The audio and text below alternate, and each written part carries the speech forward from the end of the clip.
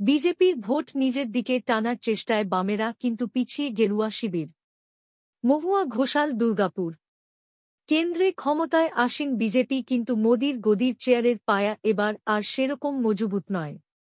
Up কি বার 400 পার সেটা কার্যত স্বপ্নই রয়ে গিয়েছে গেরুয়া শিবিরের কাছে। ২৬-এর নির্বাচনে দুর্গাপুর পূর্ব, দুর্গাপুর পশ্চিম এবং গলসি বিধানসভায় বিজেপি কি টক্কর দিতে পারবে তৃণমূলের সাথে, নাকি সিপিএম নিজের ক্ষমতা বৃদ্ধি করে বিজেপিকে পিছনে ফেলে দেবে? এমনটাই চলছে চর্চা রাজনৈতিক মহলে। সিপিএম এই ৩ আসনে একসময় ভোটে চোখ বুজেই জয় পেত, কিন্তু এখন মাথার ঘাম পায়ে ফেলেও জামানত রক্ষা করতেই হিমশিম খাচ্ছে। আন্দোলনে আছে সিপিএম, মিছিলে বিজেপির থেকে ভিড় আছে, কিন্তু ভোট এলেই কি যে হয়ে যাচ্ছে সিপিএমের তা সিপিএমের দুঁদে নেতা নেত্রীরাও বুঝে উঠতে পারছে না।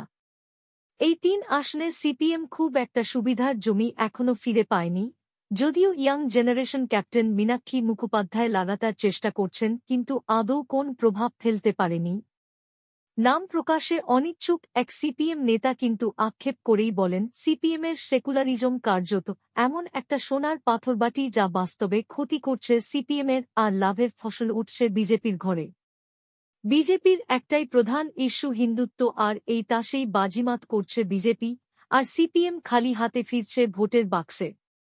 তৃণমূলের নেতৃত্ব কিন্তু বেশ উপভোগ করছেন সিপিএম, বিজেপির একে অপরের দিকে লোক দেখানো টানা লড়াই দেখে। জেলা পরিষদের শিক্ষা কর্মাধ্যক্ষ বৈশাখী বন্দ্যোপাধ্যায় বলেন, সিপিএম বিজেপির বিরুদ্ধে লড়ছে না, কার্যত সিপিএম বিজেপির লড়াই হচ্ছে একে অপরের মধ্যে সেটিং করে। সিপিএমের ভোট বাড়লে তৃণমূলের লাভ, আর বিজেপির ভোট বাড়লে তৃণমূলের চিন্তা বাড়বে বলেই মতো দুর্গাপুরের এক তৃণমূলের নেতার মতামত। সিপিএমের লক্ষ্য একটাই, তীব্র তৃণমূল বিরোধিতার মাধ্যমে বিজেপির থেকে ভোট ফেরত নিয়ে আসা। এই ৩ আসনে সিপিএম লড়াই আন্দোলন করছে সেভাবেই, কিন্তু বিজেপি কিছুটা ব্যাকফুটেই রয়েছে গত ১ বছর ধরে। সিপিএম হারিয়েছে তাদের ক্ষুরধার এবং সাহসী নেতা পঙ্কজ রায় সরকারকে।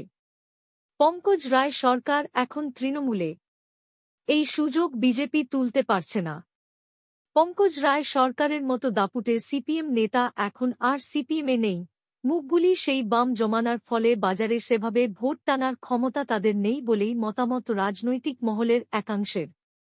কিন্তু গত ১ বছর ধরে বিজেপির আন্দোলন নজর কাটতে পারছে না।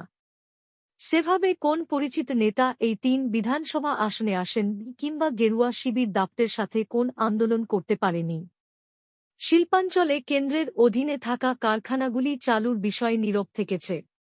সিপিএমের বিরুদ্ধে কোন সাড়া নেই বিজেপির।